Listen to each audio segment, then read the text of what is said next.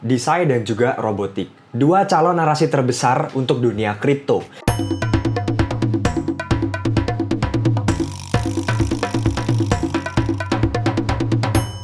Halo semua, selamat malam, selamat datang di channel saya Pace Kripto. Semoga semuanya sehat selalu. Hong Wilaheng kawan-kawan semua. Hari ini saya akan membahas dua narasi yang bagi saya akan cukup kuat sekali. Sebetulnya ada beberapa kandidat kawan-kawan, tapi bagi saya dua narasi ini lumayan logis untuk run di dunia kripto dalam jangka waktu yang dekat kawan-kawan. Mari kita masuk membahas dua narasi ini, Science, DeSci, dan juga robotik kawan-kawan, oke?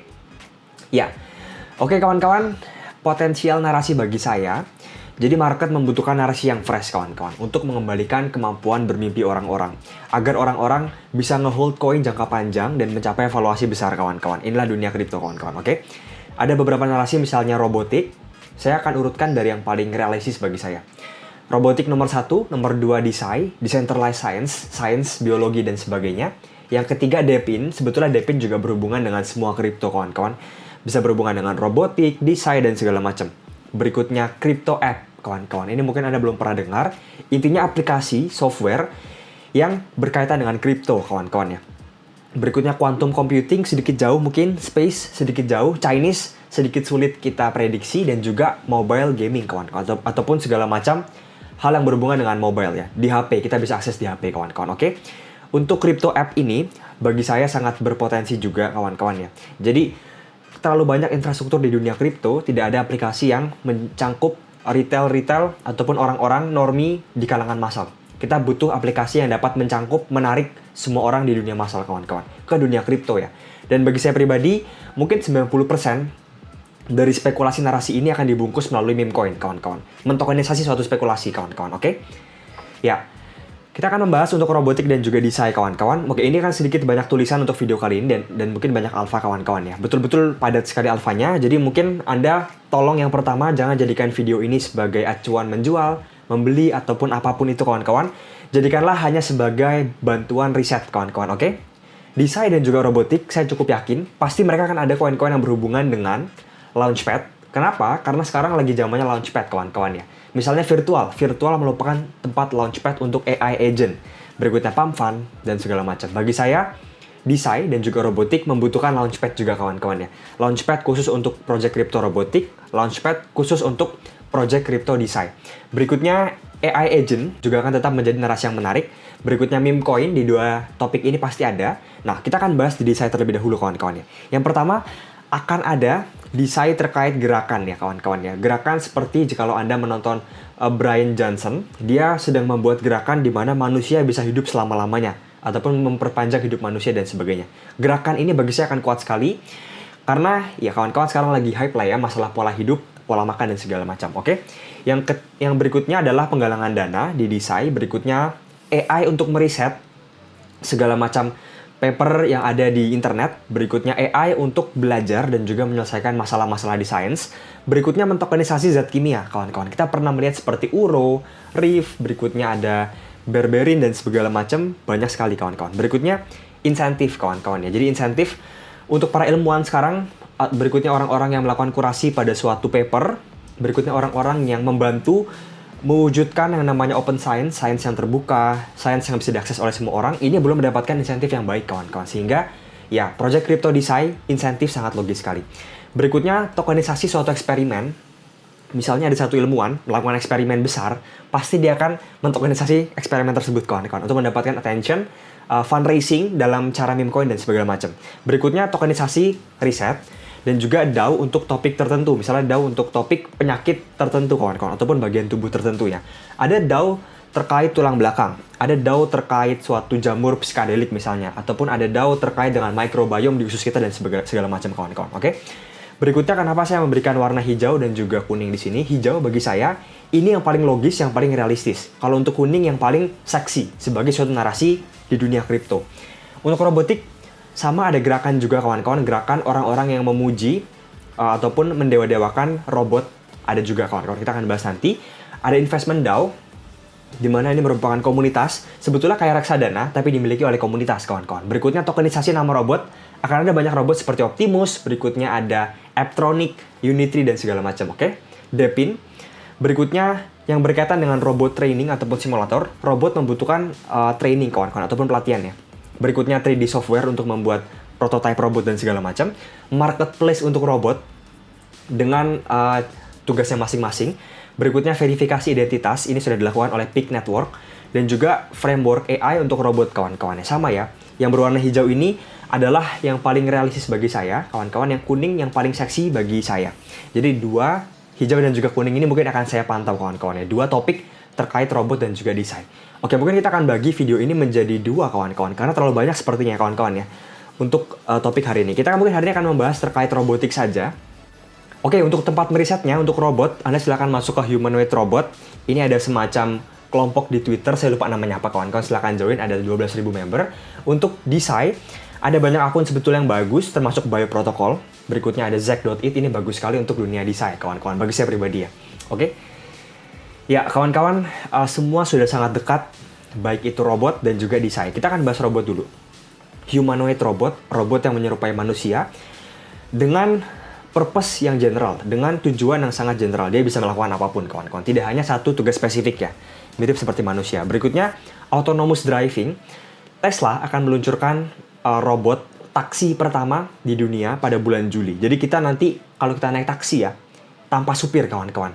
Dia gerak sendiri menuju tujuan kita, kawan-kawan ya. Ini adalah hal yang akan terjadi sebentar lagi, kawan-kawan. Berikutnya di sini ada China merilis robot untuk menjadi polisi. Berikutnya sebelah kanan ini mungkin tidak terlihat sedikit, tapi ini merupakan flying car. Yang di Cina sudah ada regulasinya bahwa boleh, kawan-kawan. Flying car boleh diperjualbelikan, boleh digunakan. Sudah ada regulasi, kawan-kawan. Dan ada beberapa saham yang berfokus di sini, kawan-kawan. Oke? Sama seperti dunia desain, kawan-kawan, dunia biologi, sains, ini juga betul-betul menggila untuk development yang terjadi di sini. Yang pertama, Google. Kalau Anda perhatikan Google sekarang, Google berfokus untuk menjadi suatu lembaga riset. Jadi katanya kebalik kawan-kawan. OpenAI ingin menjadi suatu SEO, sedangkan Google ingin menjadi lembaga riset. Jadi ini luar biasa sekali. Google sekarang fokusnya adalah untuk DeepMind. Coba Anda perhatikan. Anda boleh cari di Google ya. Google DeepMind. Ini merupakan fokus Google sekarang. Sering sekali, konsisten sekali disebut berkali-kali. Dan mereka merilis sesuatu yang bernama AlphaFold 3. Dan ini mendapatkan Nobel di bidang kimia tahun lalu, kawan-kawan. Jadi ini besar sekali. Apakah ini? Ini adalah, kalau saya jelaskan secara manusiawi, kawan-kawan, ataupun secara general saja, ini adalah buku manual suatu manusia, kawan-kawan. Saya nggak bercanda di sini. Ini buku manual suatu manusia. Lebih tepatnya sebetulnya nanti yang NVIDIA, kawan-kawan. Kalau untuk AlphaFold ini fokusnya adalah untuk mempelajari protein folding. Intinya protein folding ini adalah proses yang hampir terjadi di semua yang terjadi di semesta ini, kawan-kawan ya. Berikutnya kalau NVIDIA, ya ini adalah pemetaan gen manusia, kawan-kawan. Ini merupakan buku manual manusia, kedua hal ini. Jadi timbullah dua LLM besar, AlphaFold dan juga NVIDIA Evo 2. Dan ini open source semua. Bagi saya, mungkin sebentar lagi kita akan merasakan ya, efek dari adanya LLM ini, mungkin akan ada banyak inovasi baru, kawan-kawan. Berikutnya CRISPR, ataupun pengeditan gen, itu sudah sangat-sangat masif sekali di Cina, saya rasa, kawan-kawan ya. Yang muncul di media massa itu mungkin terkait CRISPR ini tidak seberapa. Saya rasa Cina sudah sangat-sangat maju di bidang pengeditan gen ataupun CRISPR ya. Anda bolehlah ngedijen terkait hal ini, kawan-kawan, oke? Dan satu hal yang perlu saya kasih tahu kawan-kawan, di mana CEO dari DeepMind Google mengatakan bahwa manusia akan bisa menyembuhkan semua penyakit pada 10 tahun hingga 15 tahun mendatang dengan bantuan AI. Semua penyakit, kawan-kawan. Ini yang mengatakan adalah CEO dari Google DeepMind, kawan-kawan. Silahkan ya, kawan-kawan ya. Saya rasa ini hal yang sangat gila sekali dan sangat-sangat realistis, kawan-kawan. Melihat apa yang terjadi sekarang. Oke, kita akan membahas terkait robotik dulu mungkin, kawan-kawan. Yang pertama, terkait dengan Peak Network. Ini layer 1 sendiri. Peak memiliki bubble ekosistemnya sendiri. Berikutnya, mereka ini seperti menjadi KTP suatu mesin, kawan-kawan. Jadi mesin ini memiliki suatu data ya. Dan data tersebut didaftarkan ke Peak nantinya, kawan-kawan. Dan Peak ini adalah layer 1 khusus untuk hubungan mesin dengan mesin. Jadi ini khusus Peak Network, kawan-kawan. Yang kedua ada Ex Machina DAO. Ini merupakan investment DAO, kawan-kawan ya. Untuk robotik, kita bisa mendapatkan exposure ke banyak project robot yang early dan juga inklusif, kawan-kawan. Dan juga dia memiliki launchpad ya.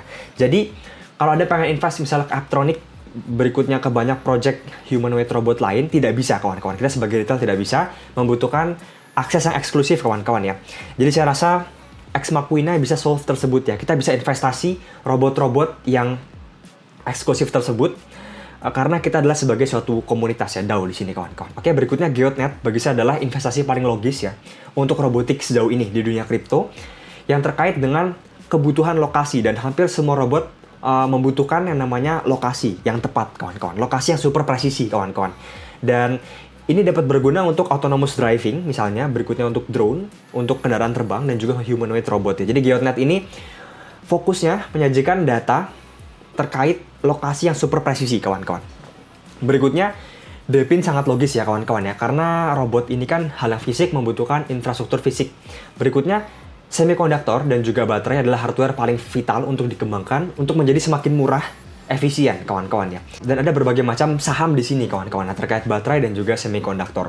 Berikutnya, saya suka on semikonduktor, ini ada di Amerika, berfokus di sensor, LiDAR, dan juga efisiensi daya, kawan-kawan ya. Berikutnya, untuk di Cina, XPeng adalah Tesla versi China bagi saya, kawan-kawan. XPeng ini adalah sebetulnya sekarang berfokus ke kendaraan listrik ya. Tapi dia mulai membuat humanoid robot seperti Tesla, dan kemarin sudah meluncur di Shanghai robot, apa saya lupa, kawan-kawan. Intinya, nama robotnya adalah Iron, dan itu gila sekali, kawan-kawan. Keren. Berikutnya Unitree sebetulnya yang paling gila sekarang. Mungkin hampir diadopsi di semua lab robotik, kawan-kawan ya. Unitree miliknya China, dan sekarang Unitree ini bisa berkungfu, kawan-kawan. Awalnya saya kira ini merupakan CGI ataupun suatu animasi, kawan-kawan ya. Tapi ternyata ini real, kawan-kawan ya. Ini real, ini bukanlah animasi, bahwa robot Unitree sudah bisa melakukan kungfu dan gerakannya sudah sangat gila sekali. Nah, mungkin teman-teman bertanya ya, apa fungsinya robot bisa lari, bisa kungfu, dan segala macam. Kawan-kawan, bayangkan ini merupakan kemampuan fisik mereka. Bayangkan jika mereka digabungkan dengan AI sekelas ChatGPT yang sekarang sangat cerdas sekali, kawan-kawan. Secerdas itu digabungkan dengan robot ya, dan juga indera-inderanya seperti indera penglihatan, indera perasa, dan sebagainya. Saya rasa ini adalah hal yang sangat gila sekali. Bahkan manusia sekarang dalam hal kemampuan fisik ya tidak bisa melakukan kungfu, backflip, front flip. Bahkan Unitree sekarang sudah bisa melakukan backflip, kawan-kawan. Dan mindshare besar sekali untuk Unitree ya. Berikutnya, arah perkembangan robotik yang saya pantau adalah yang pertama, robotik humanoid ini yang paling besar, self-driving car. Tesla Robotaxi akan meluncur pada bulan Juli, dan Google juga ada, saya lupa, kawan-kawan, tapi kurang bagus ya, lebih bagus Tesla Robotaxi. Berikutnya, flying car juga menggila, Ehang dari China yang kemarin dipakai oleh Speed ya, dan ini sudah ada stoknya di China, kawan-kawan. Ini akan meluncurkan menggunakan flying car pada 2026, mengoperasikan flying car ya.